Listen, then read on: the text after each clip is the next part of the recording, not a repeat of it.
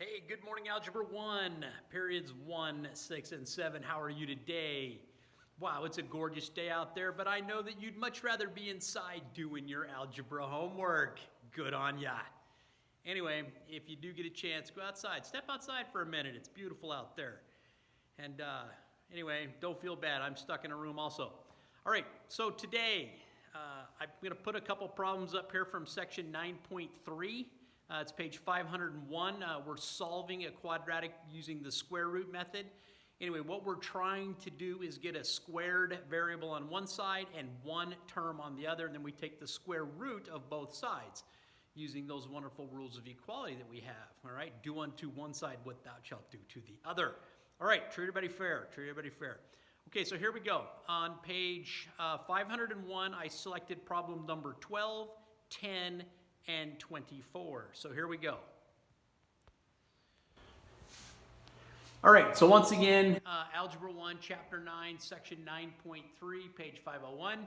And here's number 12. Now, number 12 starts life as x squared minus 55 is equal to 26. Now, to get that squared term all by itself, I'm going to add 55 to both sides of this equation. So now I have x squared is equal to 81.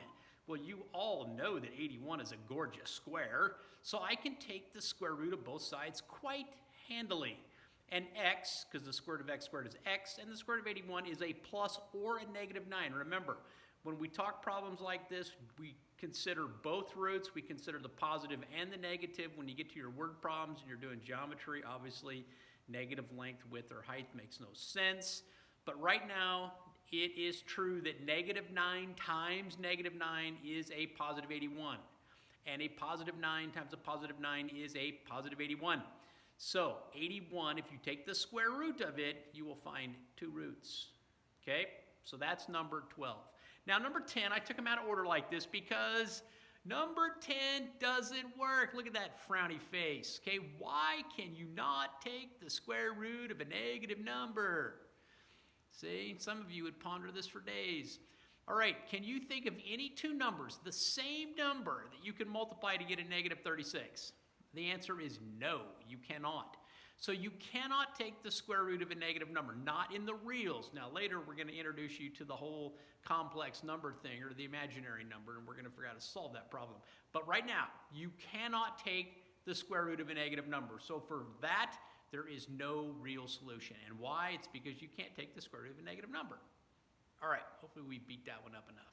Number 24. Now, number 24, doesn't that look beautiful? 4 times the quantity x minus 2 squared is equal to 25.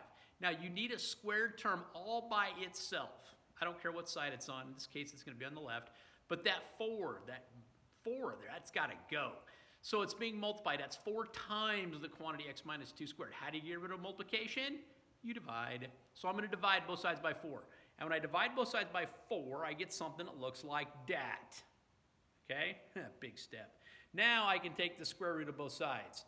Now the square root of something squared is just x minus 2. If you have x minus 2 quantity squared, when you take the square root of both sides, you just get x minus 2. And the square root of 25/4 is a plus or minus the square root of the top, 5, the square root of the bottom, 2. Now, when you add 2 to both sides, remember, this generates 2 solutions. So you get x is equal to 2 plus 5 halves, which is 9 halves, or x is equal to 2 minus 5 halves, which is negative 1 half. So those are your 2 solutions for that problem. All right. Now, I didn't actually draw the square root on top of that. I'm just telling you, take the square root of both sides because, you know, my square root signs ain't so good. But anyway, that's what you're doing. You're taking the square root of both sides. You're taking the square root of both sides. So just for all of you people out there, they're going to say, what did you do?